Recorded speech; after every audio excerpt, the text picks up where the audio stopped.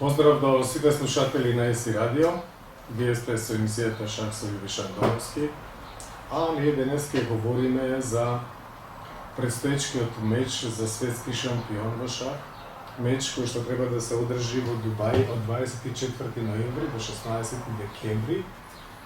И на кој што меч светскиот шампион Магнус Карлсен по четврти пат ќе ја брани титулата светски шампион. Имено, последниве години мечевите за разлика од порано се одржуваат на секои 2 години, значи има подобра динамика, многу е интересно. Значи во една година се одржуваат надпревари каде што се бара предизвикувачот, а следната година веќе светскиот шампион значи ја брани својата титула. Магнус Карлсен по многу што е уникатна фигура во светскиот шах. Значи, не само што станува велемајстор многу млад, на 14 годишна возраст, туку има неколку рекорди кои што тешко дека во скоро време ќе бидат надминати. Имено, шампионот кој што титулата ја освои во 2013 година, победувајќи го индискиот велемајстор Вишванатан Ананд, меч, би рекол трет во историјата на шахот, каде што светскиот шампион го губи својот трон без да добие ниту една партија. Тоа претходно му се имаше случено на Емануел Ласкер во мечот против Капабланка во Хавана 1921 година. Потоа му се случи на големиот шампион Гари Каспаров, кој што ја загуби титулата 2000 година против Владимир Крамник, и во 2013 година, значи иста судбина го снајде и Ананд, значи во меч кој што беше закажан на подобар од 12 партии, значи Ананд загуби 6,5-3,5, при тоа значи не забележувајќи ниту една победа. Магнус Карлсен 3 пати ја бранеше титулата, веќе следната 2014 година повторно против Ананд и повторно победа, овој пат 6,5-4,5. Во наредните 2 одбрани на тронот, практично, и рускиот шахист Сергеј Карјакин и во 2018 година американскиот велемајстор Фабиано Каруана успеа со него во куси мечеви, значи 12 партии, да извојуваат 6-6, значи нерешен резултат, и да Магнус Карлсен да ја задржи титулата дури во дополнителните партии кои што се играат по забрзано темпо. Јас лично сметам дека во така куси мечеви, кога би бил резултатот во основното време 6-6, како што 2 пати се случи, дека дополнителните партии исто така треба да бидат по класична контрола, зашто сепак тој шампион и титулата има голема тежина и треба да биде според истото темпо. Не е отпоќе да истакнеме дека Магнус Карлсен е актуелен шампион и во другите дисциплини шаховски, односно во другите така наречени темпа шаховски, односно и по забрзан шах е светски шампион и по брзо потезен шах исто така, меѓутоа многу сака да игра и така наречен куршум булет, каде што исто така е светски шампион. Значи Магнус Карлсен е голем шампион. Голем шампион е и уште пред да ја освои титулата се сметаше дека е најсилен. Имено тој на 18 години ќе го достигне фантастичниот рейтинг од 2800 рейтинг поени. Значи ќе биде прв од јули 2011 година, значи 2 години пред да стане светски шампион, тој ќе биде број 1 на светската рейтинг листа и од тогаш таму и ќе остане позициониран. Неговиот најголем рейтинг е во 2014 година изнесува 2882 рейтинг поени.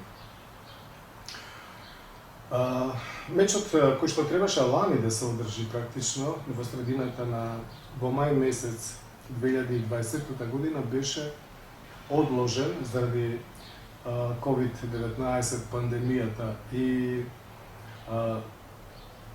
не само што беше одложен мечот, туку и турнирот на кандидатите, од кој што требаше да се победникот, значи да извојува право да го предизвика светскиот шампион, исто така беше прекинат.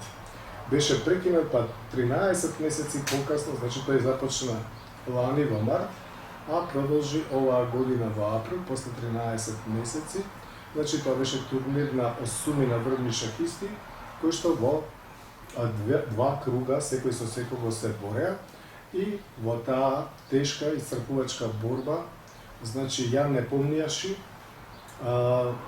го освои првото место со 8,5 поени од 14 партии. Значи плюс 3 му беа доволни за сам да биде прв и да стане нов предизвикувач на светскиот шампион. Јан Непомнијаши е познат како многу талентиран шахист, тој е руски велемајстор, со еврејско потекло, врстник на Магнус Карлсен, обајцата се родени 1990 година.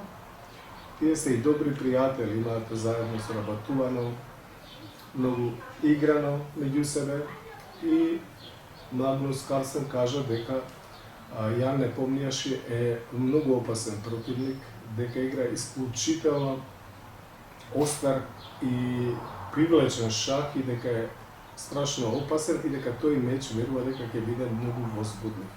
Инаку шаховските стручњаци повеќе шанси му даваат на Магнус Карлсен, тој сепак е фаворит. Не само затоа што има повисок рейтинг, туку затоа што доминира во светскиот шах во последниве 10 години. Тоа го докажува и со постојаното прво место на светската рейтинг листа и со победа на речиси секој турнир на кој што ќе се појави. Освен тоа, со текот на годините Магнус стана универзален шахист, значи речиси нема никакви слаби точки. Одлично познава многу отварање, игра разни отварања, значи не е лесно да се подготви човек против него, но сепак неговата главна сила, како што и самиот кажува, е во средишницата, каде што улогата на компјутерите, која што е многу голема нели во отварањата, ја се сведува на минимум, има прекрасна техника, значи игра одлично во одбрана, одлично напаѓа, стратегијата исто така ме на изворедно ниво. Се на се тој е еден од најголемите шампиони на сите времења. Сепак, не само светскиот шампион, туку и другите врвни шаховски експерти сметаат дека Непомнијаши, кој што е шахист, кој зависи од неговата инспирација, значи дека последниве 2 години многу напредна и дека неговите шанси, значи за да направи да речам изненадување, не се мали. Така што ни предстои еден интересен меч, еден возбудлив меч, кој што ќе биде на крајот на оваа година, вела, наместо лани, заради ковид кризата. И заради тоа што последните два меча во основниот период завршија по 6-6, значи беа закажани на 12 партии, овој меч кој што ќе се одржи во Дубај, во Обединетите Арапски Емирати, ќе биде на 14 партии, подобриот од 14 партии. Да кажеме нешто сега за турнирот кој што се одржа во Екатеринбург, во Русија. Таму се играше и првиот круг, па по првиот круг беше прекинат заради ковид кризата. Значи тоа беше меч на 8 шахисти. Азербејџанскиот велемајстор Теймур Раџабов отстапи заради ковид, плашејќи се, нели, да не се зарази од ковид. Тој го отстапи од турнирот, неговото место го зазема францускиот велемајстор Максим Вашела Граф, кој што на крајот заврши втор. Значи првото место го освои Јан Непомнијаши и тоа едно коло пред крај практично тој ја обезбеди својата победа.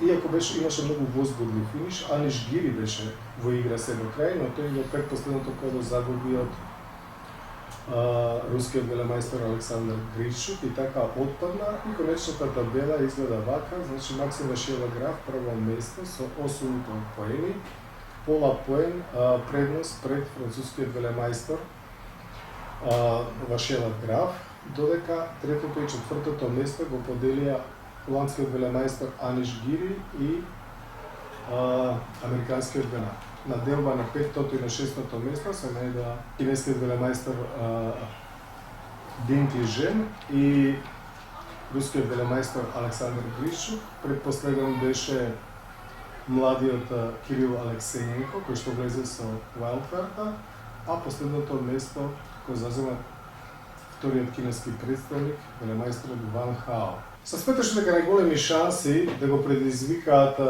светскиот шампион Магнус Карсен имаат Фабиано Каруана, кој што е втор на рейтинг листата, и Дин Лижен, кој што исто така трет на листата, но имаше одлични резултати претходните 2 години, додека како фаворити во сенка повторно тоа беа Аниш Гири, Јан Непомњаши и Александар Гришук.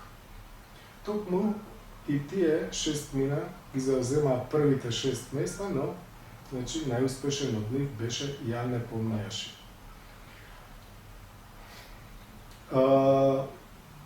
Партијата која што денес ќе ја видиме, практично беше играна во првото коло од првиот круг, ако можам така да се изразам, и таа многу влијаеше на конечниот изглед на табелата. Именно тоа е силната партија, многу возбудливата партија играна помеѓу холандскиот велемајстор Аниш Гири, кој што исто така оваа година игра во одлична форма и исто така го подигна своето ниво. Тоа е именно шахист нешто помлад од останатите, именно роден 1994 година, и Јан Непомњаши, значи со црни фигури. Токму таа партија ќе има место во овој коментар шаховски. Таа партија, возбудлива партија и долга, тешка партија, ќе ја видиме сега. Аниш Гири, кој што е all-round играч, еден од шахистите кој што одлично ја познава шаховската теорија, кој што многу работи на шах, значи на вистина универзален шахист. За оваа партија со Непомњаши се отвори со потегот коњ F3, по коњ F6, C4, C5. Имаме англиска партија, коњ C3, коњ C6 и сега D4. Значи се разбира, тука има и други потези, но D4 е еден од најпринципиалните. C зема на D4, коњ зема на D4, E6.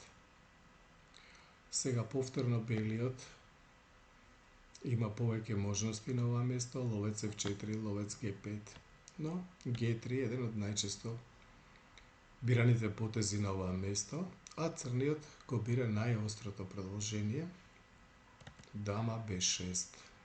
Значи тоа е потек на борба, потек со кој што црниот не игра на стриктно изедначување, туку игра на превземање на иницијативата. Сега со дама B6 го напаѓа коњот на D4, белиот значи треба да отстапи некаде со коњот, и во турнирската пракса сме ги гледали ипотезите коњ B3, коњ C2 и E3. Коњ од D на B5 е исто така многу опасен потек, и ова е толку остра варијанта каде што цената на секој потек е многу висока и една грешка често пати е доволно да се загуби партијата, а тоа особено се разбира важи за црниот. Коњ е 5, напаѓа на C4, а белиот игра ловец F4. Се разбира, тука и ловец G2 беше возможно, по на А6, дама А4, исто така со многу остра игра. По ловец F4,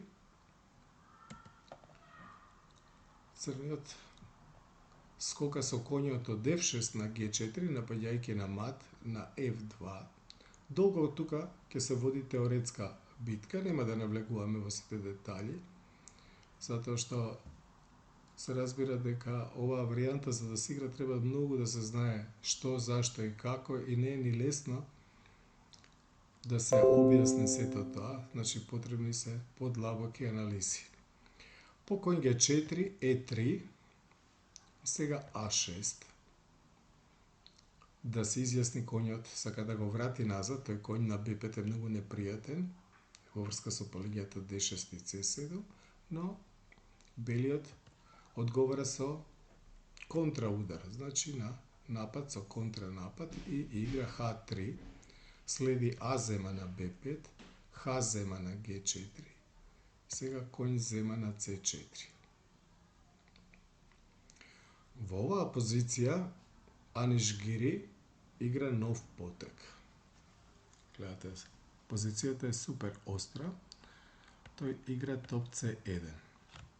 Оно што ќе го изјави на пресконференцијата по партијата, не помнијаши, ќе каже дека тој знае дека дама B3 на ова место, D5, ловец зема на C4, D зема на C4, дама зема на B5, води до реми.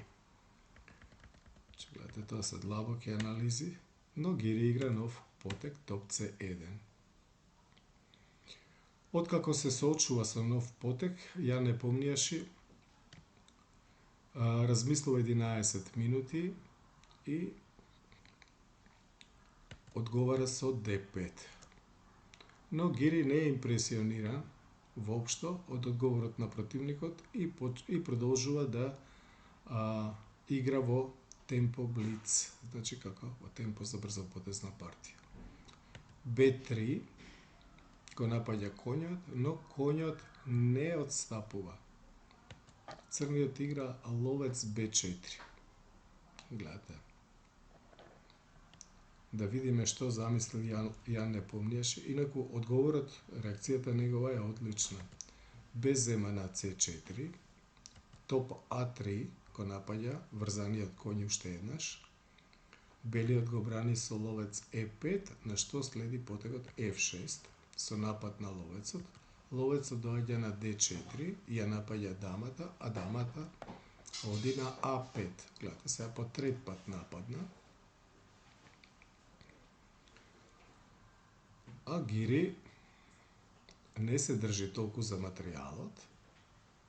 Гледа, црниот сака да земе и на C4, па B5 и таму ќе има многу силна маса, а исто така, нели, црниот со E5 ќе го избрка дефинитивно тој ловец од D4, така што белиот и онака не може да ја држи таа фигура повеќе, тој игра ловец E2. Следи ловец зема на C3 и сега не ловец на C3, туку топ зема на C3 и по топ зема на C3 крал F1. Значи, тоа е замислата на белиот. Тој жртвува квалитет. Значи, не беше идејата да го земе топот и по дама C3, крал F1, BC4, да нема ниту пешак, ниту компензација, туку по крал F1 тој типува на своите опасни ловци, прво и, значи, евентуалниот напад на нерокираниот крал. Но, не помнијаши, не го бега топот, туку игра одличен потек B4. Гледате, тој е подготвен да го врати квалитетот, нему му е важно сега да ја консолидира својата позиција. Белиот пак од своја страна игра G5 за да се прошири дејството на црнополниот ловец, но и да се создадат слабости во кампот на црниот. Значи една исклучително остра партија. E5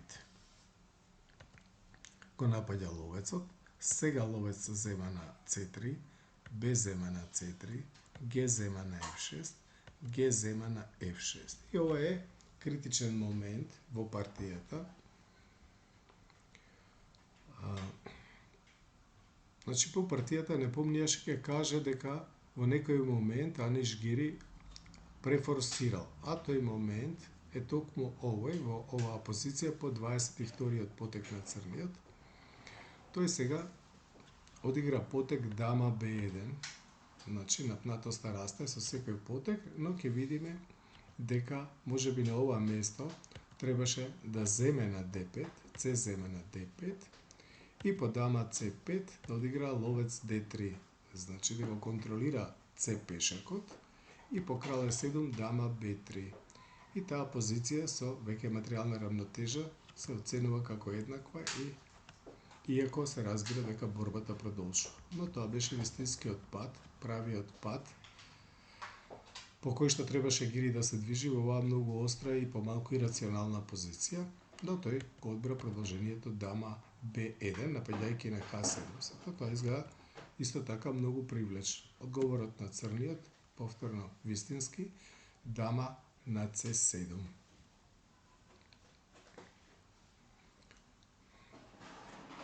И сега во оваа ситуација не помниеше, смета дека Гири не одиграл добар потек, дека тука вистинско решение било дама Б4 или дама Б5 шах. Но тој игра дама на D3. Гледате, напаѓа на C3, напаѓа и на D5, но следи прекрасен одговор во B5.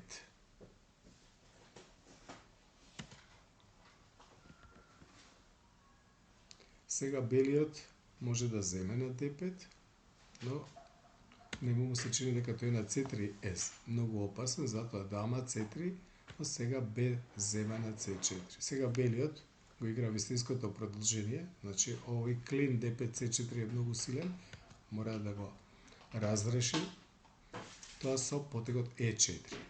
Д зема на E4 и сега ток H4. Ловец E6, топ E4, мала рокада. Гледате, дури во 28-миот потек, црниот стигна да рокира, но се е во ред со неговата позиција. Тој има еден пешак повеќе и сепак не е јасна таа компензација од страна на белиот за овој пешак.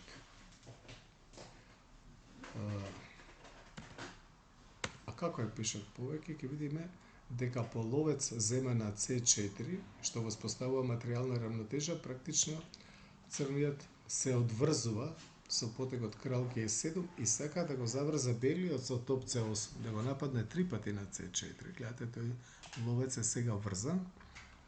Дама B3, но сега повторно меѓу потек, топ B8 ја напаѓа дамата, која што практично нема згодно каде да оди.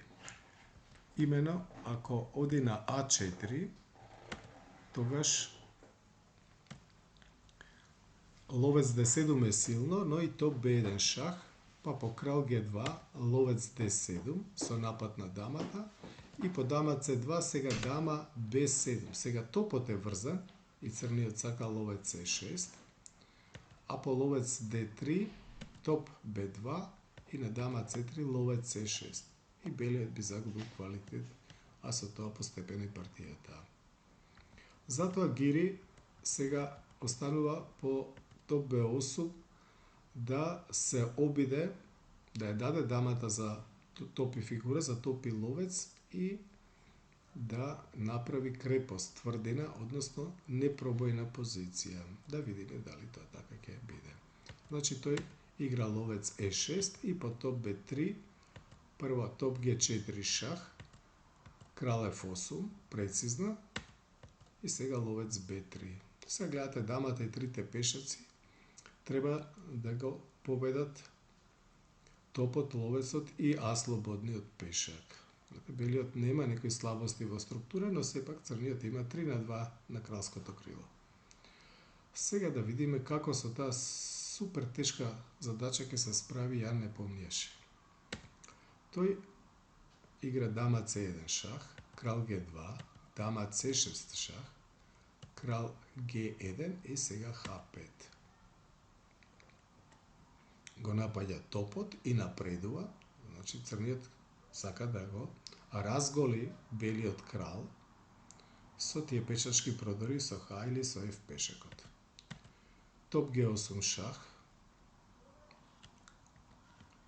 Иако, значи, може би вистинското решение беше топ на H4, да го држи топот на четвртиот ред и по евентуално дама F3 да одигра ловец C4 и на F5 ловец F1.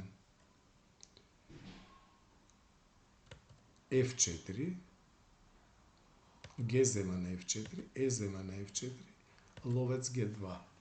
И тоа беше вистинскиот начин како црниот имаше шанси да направи така наречена крепост или тврдина, односно позиционо реми да биде, да не може црниот да пробие. Но се разбира дека тука во таа позиција со разностран материјал се многу тешки за играње и Гири се обидува да игра активно. Топ G8 шах, крал E7, топ G7 шах, крал D6, топ H7. Значи, во претходната варијанта топот беше на H4, сега на H7. На H7 делува дека е поактивен, но да видиме. Дама F3, топ H8, но сега E4. Со закана E3. Белиот продолжи топ D8 шах, крал E7, ловец D1, меѓу потек ја напаѓа дамата, дама C3, сега топ D5. Два пати го напаѓа пешекот на H5 белиот, но црниот игра H4. Ако веќе треба да го загуби, барем да направи слабост околу белата рокада. Значи GH4 и сега F5. Сега црниот повторно има, гледате, два опасни пешаци. Тој пешак сака да оди до F3 и тогаш на белиот крал ќе му стане многу скучно. Например, ако игра во оваа позиција со ловецот кој што ме е нападнат на E2, би следело дама G7 шах и на крал F1 на F4. И сега гледате, има црниот закан на F3, опасно е. Затоа Гири решава повторно дека можеби ќе ремизира со топ и 3 пешаци против дама и пешак и игра топ F5. Следи дама E1 шах, крал G2, дама D1.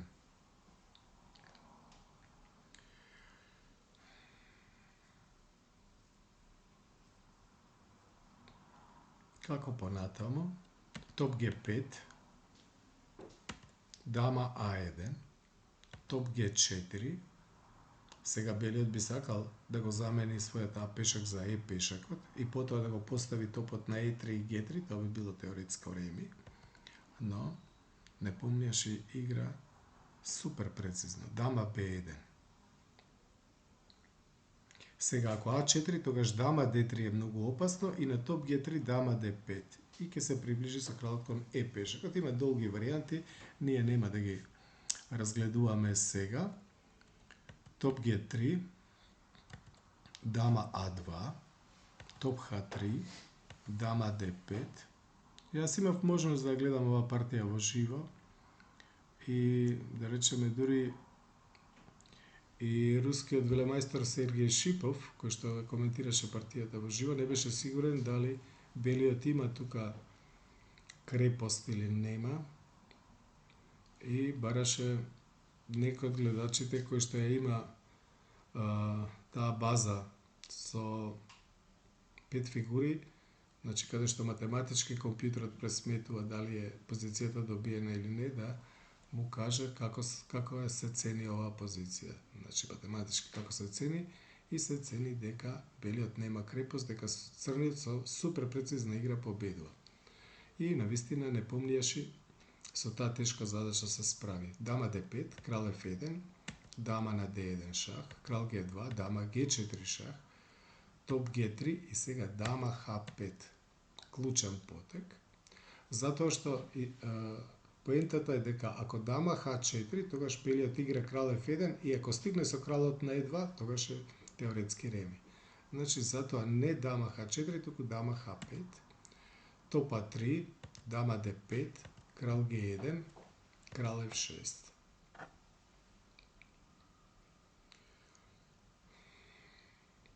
Топ G3, дама D1 шах, крал G2, крал F5. Топ G5 шах, крал F4, топ G3, дама D5. Гледате, позицијата изгледа дека е слична, но црниот направи прогрес. Значи тој дојде со својот крал на F4. Крал F1, дама D2, значи не го пушта на E2. Крал G2, сега дама D1, топ E3, крал F5, топ G3, крал F6. Тешко е да се коментираат сите овие маневри, но ќе видиме дека не помнеше, повторно ќе кажам, се справува со задачата. Топ H3, сега крал G6, топ G3, крал H5, че сака со крал да земе на H4. Топ H3, дама B1. Значи, цела време стратегијата на црниот е со цунг-цванг или со изнудица. Значи, кога белиот ќе нема добри потези, тој ќе мора да отстапи и црниот постепено прави прогрес. Значи, на белиот кога ќе му снема добар потек, тој ќе мора да направи мала отстапка. И сега, на некој начин е цунг-цванг, да речеме не може со кралот да дојде на G3, ако дојде на H2 дама F1, ако дојде на G3 исто така дама F1, гледај, и затоа мора да отстапи од најдобрата можна положба белиот, затоа топ E3, сега крал H4. Сега ќе следи последната фаза од оваа партија. Топ G3, крал H5, топ H3, значи не може да се задржи на G линијата. Крал G4, топ G3, крал F4, топ E3, дама D1. Топ A3, крал E5, топ G3, крал D4, топ E3 и сега последниот потек во оваа партија, дама на D3. Гледате, многу тешка работа имаше да изработи црниот, но тој беше, значи, супер техничен. Јан Непомнијаш, победникот на турнирот на кандидатите и следниот предизвикувач на Магнус Карсен. Значи, тој завршен потек дама D3, пешачката завршница е загубена, но и белиот тука нема добри потези. Значи, една прекрасна партија на младиот руски велемајстор Јан Александрович Непомнијаши или Непомнијачи, што е полесно да го изговориме ние. Верувам, почитувани, дека уживавте во прекрасната партија и големата борба помеѓу Аниш Гири и победникот на турнирот на кандидатите, рускиот велемајстор Јан Александрович Непомнијаши. Партија која што имаше големо турнирско значење, ќе се покаже дека беше многу важна за првото место, затоа што и во случај на делба на место, значи прв дополнителен критериум беше меѓусебната средба, така што во вториот круг нивната партија заврши реми, така што Гири да успееше да го стигне по бодови Непомнијаши, ќе беше на второ место, а Непомнијаши, значи, заслужено, сосема заслужено, значи е нов предизвикувач на светскиот шампион. Тоа би било се за оваа пригода, почитувани. Бидете во добро расположение, следете на и понатаму. Вие гледавте емисијата, ја слушавте емисијата Шах со Димиша Навски.